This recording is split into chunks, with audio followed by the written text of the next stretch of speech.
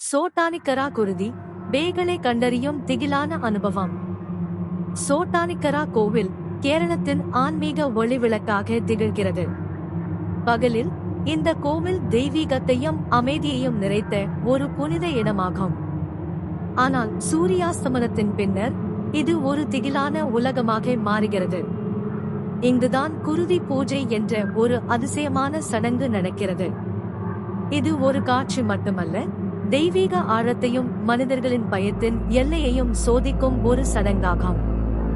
சோட்டானிக்கரா பகவதியே திருஷ்டி மற்றும் பேய்களை சமாதானப்படுத்தும் தெய்வமாக கருதப்படுகிறது. இந்த தெய்வத்தின் சக்தி பல முறை பக்தர்களை திருஷ்டி பாதிப்பிலிருந்து விடுவித்தது என்று புராணங்களில் கூறப்படுகிறது. பழமையான காலங்களில் சோட்டானிக்கரா சுற்றியுள்ள கிராமங்களில் சில வீடுகளில் பேய்களின் நிறைவு இருந்தது என்று நம்பப்பட்டது.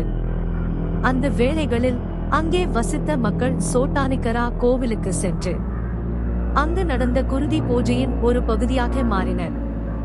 அவர்கள் தங்கள் பிரச்சனைகளை பகவதிக்கு பிரார்த்தனையாக சமர்ப்பித்து அந்த பூஜையின் மூலம் மகத்தான மாற்றங்களை கண்டனர் என்று சொல்லப்படுகிறது. இந்த நம்பிக்கைகளின் அடிப்படையில்தான் குருதி பூஜை என்று ஒரு சக்தி வாய்ந்த தெய்வீக சடங்காக தொடர்கிறது. குருதி பூஜை ஒரு தெய்வீக அனுபவம். குருதி பூஜை சோட்டானிக்கரா கோவிலில் நடைபெறும் மிக வலிமையான பூஜைகளில் ஒன்றாகும்.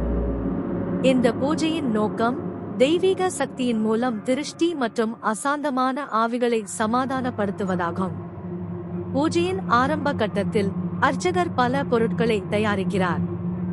மஞ்சள் உடலும் மனதையும் தூய்மைப்படுத்தும் ஒரு பிரதிநிதி, அரிசி தெய்வத்திற்கு சமர்ப்பிக்கும் நெச்சை, குருதி திரவம் இரத்தத்தின் சிவப்பு நிறம் கொண்ட திரவம் திருஷ்டிகளின் சக்தியை அடக்குகிறது, தீபங்கள் தெய்வீக சக்தியை அழைக்கும் ஒளி விளக்குகள். இந்த கட்டத்தில் பக்தர்கள் தங்கள் மனதில் பயத்தையும் பக்தியையும் ஒருங்கிணைத்து தெய்வத்திடம் பிரார்த்திக்கிறார்கள். மந்திரங்களின் மென்மையான ஒலி கோவிலின் சுற்றுப்புறத்தில் பரவி அமர்க்களமாகிறது.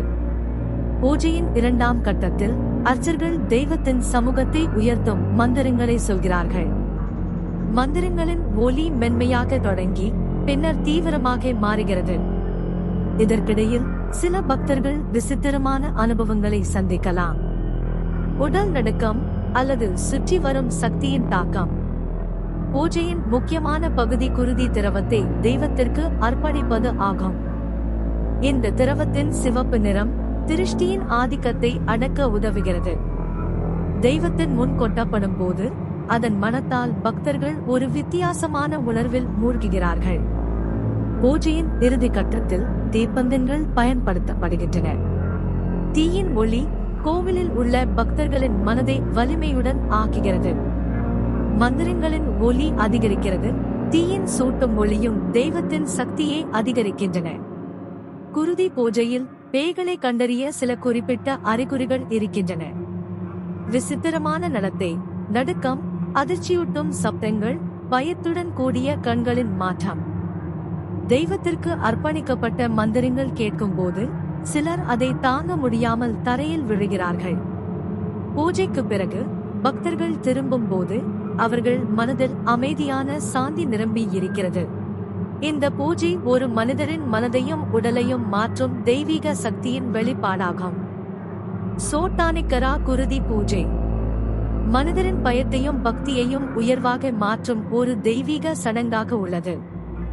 தெய்வத்தின் முன்னிலையில் உள்ள கருணையும் சக்தியும் மனித மனதில் தெய்வீக உணர்வை தூண்டும் ஒரு அனுபவமாக திகழ்கிறது.